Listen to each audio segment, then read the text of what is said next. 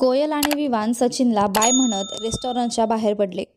बाहेर पडताच विवान म्हणाला, काय ग, तुझ्या मित्राने तर माझ्यावरच डोळा ठेवला होता.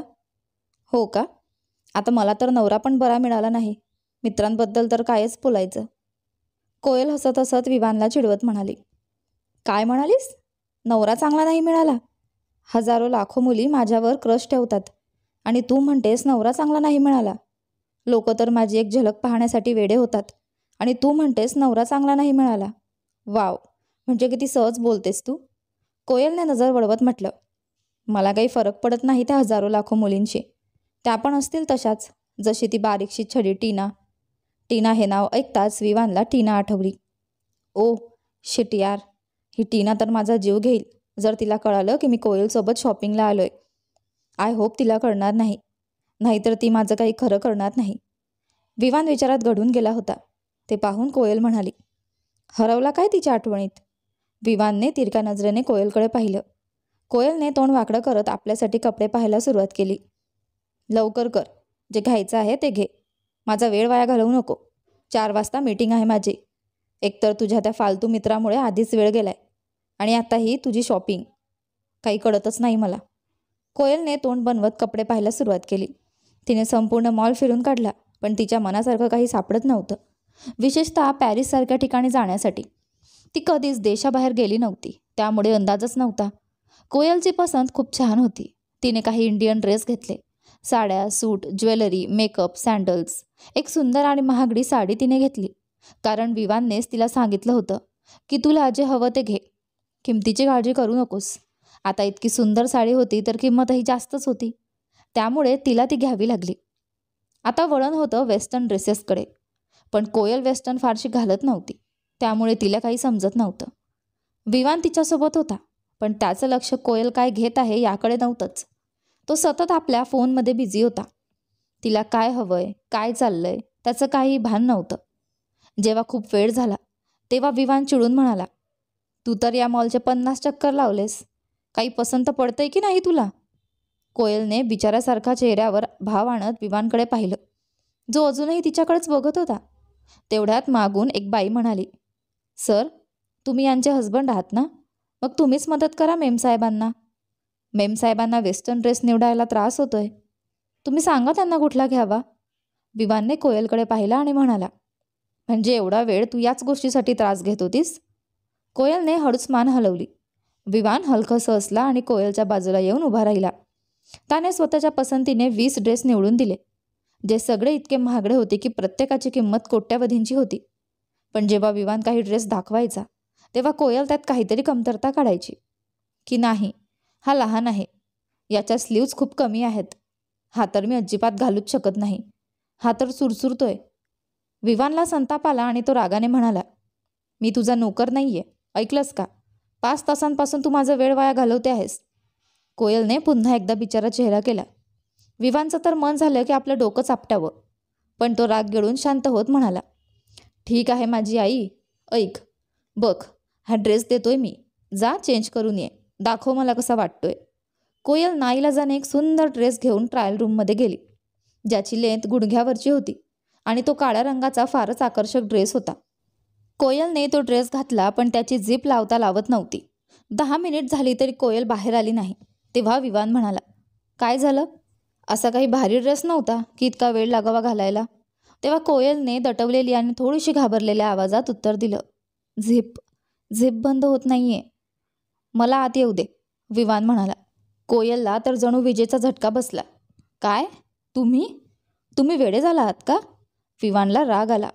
मी जे सांगतोय तेच कर, आणि हो, मी तुझा नवरा आहे. विवान काही केलं ऐकून घ्यायला तयार नव्हता, म्हणून कोयल लाजेने लाल झाली आणि दरवाजा उघडला. जसं विवान आत आला, त्याच्या डोळ्यांनी तर क्षणभर झपकणंही विसरलं. त्याने आजपर्यंत कुठल्याच मुलीला वेस्टर्न ड्रेसमध्ये एवढं सुंदर वाटताना पाहिलं नव्हतं. टीना काय काय घालत असे, पण तिचं काही विशेष वाटत नव्हतं, किंवा कदाचित विवानने तिला कधी त्या नजरेने पाहिलंच नव्हतं. पण कोयल, तिचा सडपातळ उंच बांधा, गोरा रंग आणि तो काळा ड्रेस, जो गुडघ्यांपेक्षा थोडा वर होता, तिच्यावर अगदी शोभून दिसत होता. विवानच्या तोंडून आपसुकच निघून गेलं, सो ब्युटिफुल. कोयलची तर लाजेने नजर वर होत नव्हती. एकतर तसा ड्रेस आणि त्यात विवानच्या समोर अशा पोशाखात उभं राहणं तिला खूपच संकोच वाटत होता.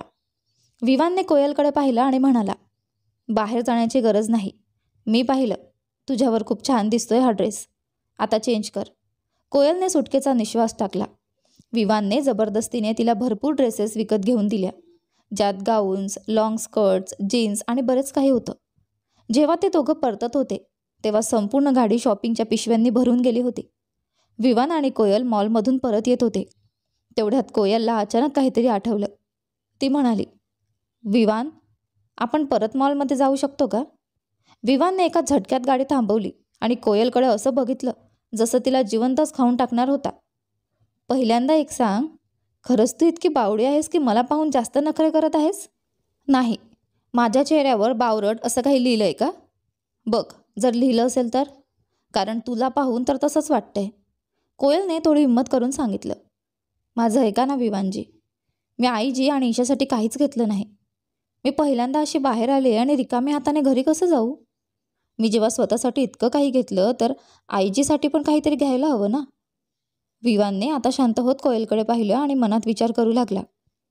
खरंच ही इतकी गोड आहे की फक्त अभिनय करते? आता विवानला कोयलचा विचार थांबवणं शक्यच नव्हतं. तिचं बोलणं, तिचं हसणं, तिचा चेहरा सगळंच त्याला खूप आकर्षित करत होतं. विवान म्हणाला, काही नाही, तू काळजी करू नको. ईशा तर दर दुसऱ्या दिवशी शॉपिंग करत असते. पण कोयल गोड हसून म्हणाली, विवानजी, मला खरंच त्यांच्यासाठी काहीतरी घ्यायचं आहे. प्लीज नाही नका म्हणू. मी पक्क सांगते, पुन्हा त्रास देणार नाही. विवानला शेवटी तिची मागणी मान्य करावी लागली आणि त्याने गाडी युटर्न घेतली. त्याने ऑफिसमध्ये फोन करून सांगितलं की तो आजची मीटिंग अटेंड करू शकणार नाही. जेव्हा ते दोघं परत मॉलमध्ये पोहोचले तेव्हा संध्याकाळचे 5 वाजले होते. विवान थकला होता, पण कोयलचा मूड खराब होऊ नये म्हणून तो शांतपणे तिच्यासोबत चालत होता. कोयलने ईशासाठी एक अनारकलीचा फुलघेर गुलाबी फ्रॉक घेतला, जो खूपच सुंदर दिसत होता. आईजीसाठी तिने एक सुंदर बनारसी साडी घेतली आणि जेव्हा विवान इकडे तिकडे पाहत होता तेव्हा कोयलने त्याच्यासाठी भरपूर शर्ट्स घेतल्या. हे मात्र विवानच्या लक्षातही आलं नाही. जेव्हा ते मॉलमधून बाहेर आले तेव्हा रात्रीचे 8 वाजले होते आणि दोघेही खूप थकलेले होते. विवानसाठी हा पहिलाच प्रसंग होता जिथे तो एखाद्या मुलीसोबत इतका वेळ थांबला होता. आणि तेही त्याला सगळ्यात जास्त कंटाळवाणं वाटणारं म्हणजे काय? शॉपिंग. पण काय करणार? म्हणतात ना, बायकोसमोर कुणाचंच चालत नाही. विवानने कोयलकडे पाहत विचारलं, आणखी काही राहिलं का जे तू घ्यायचं होतं पण मिळालं नाही? सांग ना, पुन्हा गाडी वळवतो. असंच काहीतरी आहे तुझं. मला ड्रायव्हर बनवून टाकलंय. ड्रायव्हरचं काम करावं लागणार होतं तर ते सांगायचं ना आधीच. कळत नाही आज कुठलं पाप केलं होतं जो तुला शॉपिंगला चल म्हटलं. कोयलला विवानच्या कुठल्याच गोष्टी वाईट वाटत नव्हत्या. तिचा हक्क होता ते सगळं ऐकून घेण्याचा. आज तर कोयलने त्याची एकदम वर्कआउटच करून घेतली होती. कोयल फक्त हसून राहिली. तेवढ्यात कोयलला फोन आला. कोयलने फोन कानाला लावला. कोयल बाळा, कुठे राहिलात दोघं? लेखा म्हणाल्या. बस आईजी, येतच आहोत. थोडा वेळ लागला शॉपिंगमध्ये. कोयलने प्रेमाने उत्तर दिलं. ठीक आहे, लवकर या आणि स्वतःची काळजी घ्या, असं म्हणून लेखाजींनी फोन कट केला. थोड्याच वेळात विवान आणि कोयल रॉयल मेन्शनमध्ये पोहोचले. सगळे लिव्हिंग एरियात बसले होते. त्यांना पाहताच ईशा आनंदाने उभी राहिली. वहिनी, तुम्ही आलात? तुम्हाला माहिती आहे का, तुमच्याशिवाय आता घरात मनच लागत नाही. मी तर पूर्ण दिवस इतकी बोर झाले. खूप मिस केलं तुम्हाला. ईशा कोयलला मिठी मारून बाजूला झाली. कोयलशिवाय आता घर एकदम रिकामं वाटायचं. हे सगळ्यांचंच होतं, खास करून लेखाजींना. बाळा, आज तू नव्हतीस बघ. कोणालाही या म्हाताऱ्या आईची आठवण आली नाही. लेखाजींची थट्टा ऐकून कोयल हसू लागली. तिथे सगळ्यांचे चेहरे आनंदाने फुलले होते. तिथे एक चेहरा मात्र अंधारलेला होता, अलिशाचा. विवान सगळ्यांना हसत सोडून सरळ आपल्या रूममध्ये गेला. बस बस, जर वहिनीचं स्वागत झालं असेल तर एवढा तरी विचारा की महाराणी काय काय घेऊन आले आहेत. तेवढ्यात मागून नोकर खूप साऱ्या शॉपिंग बॅग्स घेऊन आले. बाकी वेस्टर्न ड्रेस विवानने आधीच रूममध्ये ठेवले होते, कारण तो कोयलला लाजवू इच्छित नव्हता, विशेषतः आलिशासमोर. अलिशाच एकटी होती जी अशा ड्रेसवर नेहमी टीका करत असे. सर्वंट सगळं घेऊन आला आणि अलिशाचं तर तोंड उघडच राहिलं. हाय हाय वहिनी, ही तुमची सुनबाई किती संपूर्ण मॉलच घेऊन आली की काय? काय ग बाळा, पहिल्यांदाच शॉपिंग केलीस का तू? अलिशा म्हणाली. कोयलचं डोकं खाली झुकलं, पण तेव्हाच विवान म्हणाला, आत्या, कोयल तुमच्यासारखी नाही आहे बरं का, ज्यांना शॉपिंगच्या बहाण्याने फक्त स्वतःसाठीच मॉल रिकामा करायचा असतो, आणि तेही फालतू कपड्यांसाठी. तुम्ही तर कधी कोणासाठी काही घेऊनच येत नाही. पण कोयल तशी नाही आहे. तिने सगळ्यांसाठी काही ना काही घेतलंय. कोयल, दाखव ना सगळ्यांना काय काय घेतलंयस. कोयलने कृतज्ञतेने विवानकडे पाहिलं आणि मग सगळ्यांना त्यांच्या गिफ्ट्स दाखवायला लागली. ईशाने तर कोयलच्या गालावर गोडसा किस केला. वहिनी, तुम्ही जगातल्या बेस्ट वहिनी आहात. किती सुंदर ड्रेस निवडलाय ना. आता माझी शॉपिंग तुम्हीच करणार, पक्का. ईशा खूपच खुश होती. आणि खरंच कोयलची पसंती अफलातून होती. जेव्हा कोयलने लेखाजींना त्यांची साडी दाखवली, त्याही खूप आनंदात होत्या. वा बाळा, एवढी सुंदर साडी. माझी सून तर लाखात एक आहे. हिऱ्यासारखी झळकते. लेखाजींचं कौतुक ऐकून कोयल लाजून गप्प बसली. आता कोयल सगळ्यांना त्यांच्या कपड्यांचं दर्शन घडवत होती. तेवढ्यात मागून अलिशा बोलली, हो ना, झालं ना फरक स्पष्ट. सासूसाठी नणंदेसाठी भरपूर शॉपिंग झाली, पण आत्या सासूसाठी काहीच नाही. आणि तू विवान, मला कसं दोष देत होतास. तुझी बायको बघ, तिला तर माझी आठवणही राहिली नाही. कोयलचं डोकं लाजेने खाली झुकलं. खरंच ती आत्याला विसरली होती. विवान, जो अजूनपर्यंत ईशा आणि लेखाजींचं हास्य पाहून आनंदी होता, तो आता आत्याच्या बोलण्याने चिडला. कोयलला खरंच वाईट वाटत होतं की ती अलिशासाठी काहीच घेऊन आली नव्हती. ती अलिशाकडे वळून म्हणाली, आत्या, माझ्या ड्रेसमधून तुम्ही काहीही पसंत करा प्लीज. माझ्या लक्षातच राहिलं नाही. हे ऐकून अलिशाच्या डोळ्यात चमक आली. तिला कोयलच्या महागड्या आणि सुंदर साड्या पाहून मनातल्या मनात खूप आनंद झाला. तिलाच तर हवं होती अशी एक साडी, आजच्या जमान्यातली, नव्या स्टाईलची. कोयलने पुन्हा नम्रपणे म्हटलं, आत्या, ही साडी घ्या ना, किंवा जे काही तुम्हाला आवडेल तेच घ्या. अलिशाच्या डोळ्यात अजून चमक वाढली. तिने सरळ सर्वात महागडी साडी उचलली. ती साडी तिला फारशी आवडत नव्हती, पण तिने त्याचा प्राईस टॅग पाहिला होता. ते पाहूनच ती खुश झाली. पैशांची गोष्ट नव्हती, पण ही साडी विवानने खास कोयलसाठी निवडली होती. जेव्हा विवानने अलिशाला ती साडी उचलताना पाहिले, तो म्हणाला, थांबा आत्या. अलिशाने प्रश्नार्थक नजरेने विवानकडे पाहिलं. आत्या, या साड्या सगळ्या आजच्या स्टाईलच्या आहेत, पण ही साडी खास मी कोयलसाठी निवडली आहे. आणि विवान रॉयलच्या बायकोची वस्तू म्हणजे काहीतरी खास असते. मला नको आहे की ती कोणाशी शेअर व्हावी. सो प्लीज आत्या. अलिशा रागात म्हणाली, मला नको ही साडी. अलिशाच्या तर रक्ताचं पाणी झालं. जिला साडी घ्यायची होती तिच्याकडे तिने आशेने पाहिलं आणि ओरडून बोलली, वा, हेच का तुझे संस्कार आहे विवान. जर आत्याने एक साडी मागितली तर तू मला सगळ्यांसमोर अपमानित करशील. ठीक आहे वहिनी, आता इथं काही उरलंच नाही. आधीच सांगितलं असतंस की मुलगा माझी बेइज्जती करणार आहे तर मी आलीच नसते. माफ करा, मी इतकी कमी नाही की ही महागडी साड्या विकत घेऊ शकत नाही आणि नेसू शकत नाही. पण आज एक साडी काय मागितली याने माझा मानच काढून टाकला. जा, मी निघते इथून, राहवत नाही आता या घरात. तेवढ्यात लेखा आणि कोयल तिच्या मागे गेल्या. नाही नाही आत्याजी, हे तर असंच काही बाई बोलत असतात. तुम्ही त्यांच्या बोलण्याचा राग नका मानू. प्लीज, तुम्हाला जी साडी आवडते ती घ्या.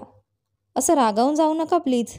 कोयल बोलली, अरे राहू दे, हाच तर उद्देश होता तुझा. मिळालं ना समाधान. माझी बेइज्जती करून मिळालं ना सुख. हाच असतो ना छोट्या घरातल्या लोकांचा स्वभाव. महागडी वस्तू दिसली की डोळे लावतात त्यावर. अलिशा रागात कोयलला ढकलून बोलली, पण कोयल खाली पडण्याआधीच विवानने तिला पकडलं. तो चिडून ओरडला, शट अप. तुम्ही माझी आत्या आहात म्हणून मी आदर करतोय, पण आजपासून कोयलसोबत जर कोणतीही बदतमीजी केली तर माझ्यासारखा वाईट कोणी नसेल. आणि मला स्पष्ट दिसतंय कोण डोळे लावून बसलं या गोष्टींवर. इथं राहायचं असेल तर शांतपणे राहा, पण पुढच्या वेळेस कोयलची असं वागणं केलं तर मी स्वतः हात धरून बाहेर काढीन. कळलं का. विवानचा चेहरा संतापाने लाल झाला होता. लेखा म्हणाली, विवान, काही नाही बाळा, असा राग करून चालत नाही. आत्या आहेत ना तुझ्या, जाऊ दे. तू कोयलला घेऊन आत जा. थांबा आई, तुम्ही सगळं ऐकत आहात ना. विनाकारणाचं बोलणं सहन करायचं का. ह्या माझ्या पत्नीचा, विवान रॉयलच्या वाईफचा अपमान करताय आणि तुम्ही शांतपणे ऐकताय. आणि साडी हवी ना तुम्हाला. विवान ताबडतोब मॉलच्या ओनरला फोन लावला. ज्या साड्या तुमच्या मॉलमध्ये सर्वात महाग आहेत सगळ्या लगेच रॉयल मेन्शनमध्ये पाठवा. अलिशा विवानच्या रागाच्या शब्दांना विसरून फक्त साड्यांच्या आनंदात हरवली. विवान कोयलचा हात धरून आत गेला. अलिशा पुन्हा बनावटीपणाने म्हणाली, जाऊ द्या वहिनी, मला जाण्याचा रस्ता द्या. हेच संस्कार आहे तुमच्या मुलांचे. लेखा म्हणाली, काही नाही अलिशा, तो तुझ्यापेक्षा लहान आहे, माफ कर त्याला. आत्ताच साड्या येणार आहेत ना, त्यातली एखादी तू घेऊन टाक. माझं काही फारसं मन नाही आहे, पण तुम्ही आग्रह करता आहात म्हणून ठीक आहे. काय बोलू आता. अलिशा समजूतदारपणाचा आवाहनात म्हणाली. विवान रूममध्ये जाऊन सगळ्यात आधी दरवाजा लॉक करतो आणि रागात कोयलकडे वळतो. कोयलला आता थोडी भीती वाटते. ती मागे जात भिंतीला लागते. विवान रागात हात उचलतो आणि जोरात भिंतीवर मारतो. कोयलला वाटतं की तो तिला मारेल, म्हणून ती आपले डोळे घट्ट बंद करून घेते. पण जेव्हा तिने पाहिलं की विवानचा हात तिच्या बाजूला भिंतीवर टेकलेला आहे, तिच्या मनात थोडा दिलासा आणि थोडे बेचैनीचे भाव आले. दिलासा यासाठी की विवानने तिला मारलं नव्हतं, आणि बेचैनी ह्यासाठी की विवानच्या हाताला खरंच इजा झाली होती. विवानने कोयलकडे रोखून पाहिलं. तू इतकी वेडी नाहीस जितकी दाखवतेस स्वतःला. स्वतःसाठी बोलायला शिक. खाली आत्या तुझी इतकी बेइज्जती करत होत्या तेव्हा तुझ्या तोंडात शब्दच नव्हते. किंवा तुला चांगलं वाटतं जेव्हा दुसरे तुझी चेष्टा करतात? कोयलने नजर खाली घातली. डोळ्यात डोळे घालून बोल. नजर खाली तेच टाकतात ज्यांनी काहीतरी चूक केली असेल, जे अपराधी असतात. पण कोयलने अजूनही डोळे वर केले नाहीत. यावेळी विवानने चिडून म्हटलं, कोयल, आय सेड माझ्या डोळ्यात पहा. विवान इतक्या जोरात ओरडला की कोयल घाबरून गेली, पण तिने अजूनही डोळे वर केले नाहीत. विवानने तिला हळूच जवळ ओढून तिचा चेहरा वर केला, पण त्याला तिच्या डोळ्यात पाणी पाहून तो थोडा शांत झाला आणि चेहऱ्यावरून हळूच हात काढून टाकला. आता यात रडण्यासारखं काय आहे? विवान थोड्या दबक्या रागाने म्हणाला. मी फक्त एवढंच सांगितलं की स्वतःसाठी लढायला शिक, नाहीतर लोक असंच बोलून जातील आणि तू अशीच रडत राहशील. कोयलने हळू आवाजात म्हटलं. ते लोक तर परके आहेत, पण तुम्ही पण माझी पहिल्या रात्री बेइज्जती केली होती. तेव्हाही मी काही बोलले नाही. कदाचित तुमचं म्हणणं बरोबर होतं. मी खरंच कमी आहे तुमच्यापेक्षा. माझी अवकात तुमच्यासारखी नाही. आणि आज आत्याने पण तेच सांगितलं. तर त्यात चुकीचं काय आहे? मी खरोखरच कमी आहे तुमच्यापेक्षा. विवानने चिडून तिच्या ओठांवर बोट ठेवलं. Just shut up. पुढच्या वेळेस जर तुझ्या तोंडून असं काही ऐकलं ना तर लक्षात ठेव. विवान रॉयलचा राग किती धोकादायक असतो. आणि तू माझी बायको आहेस. माहिती आहे का कोणाच्या रॉयल कंपनीच्या सीईओची, ज्यांचं नाव टॉप बिझनेसमॅनमध्ये येतं? आणि तू कोण आहेस? माझी पत्नी. दुसऱ्या शब्दात सांगायचं तर माझी अर्धांगिनी. म्हणजे जे काही माझं आहे ते सगळं तुझंच आहे. मग तू मला कशी कमी वाटवतेस स्वतःला? विवान अगदी सिरियस होत बोलला. कोयलच्या डोळ्यात अश्रू तरळले. विवान चिडून म्हणाला, आता हे अश्रू कसल्या आनंदात? बरं असंच. कोयल हसून म्हणाली. पागल मुलगी. विवान बोलला. कोयल तिथून बाथरूममध्ये निघून गेली. आज तिचं मन आणि चेहरा दोघंही आनंदी होते. जरी जग काहीही म्हणो, पण तिच्या नवऱ्याने तिला पत्नी म्हणून स्वीकारलं होतं. कोयल बाथरूममध्ये गेली होती आणि दुसरीकडे विवानने फोन कानाला लावता क्षणी त्याला वाटलं त्याचे कान फाटतील, इतक्या जोरात टीना ओरडली होती. विवान रागाने म्हणाला, कोणती आफत आली आहे तुझ्यावर? सांगशील का मला? टीना रागानेच म्हणाली. राहू दे विवान, तू मला धोका दिलास. I hate you. तू म्हणायचंस ना की तुला त्या बाईपासून म्हणजेच त्या बहनजीकडून कधीच प्रेम होणार नाही.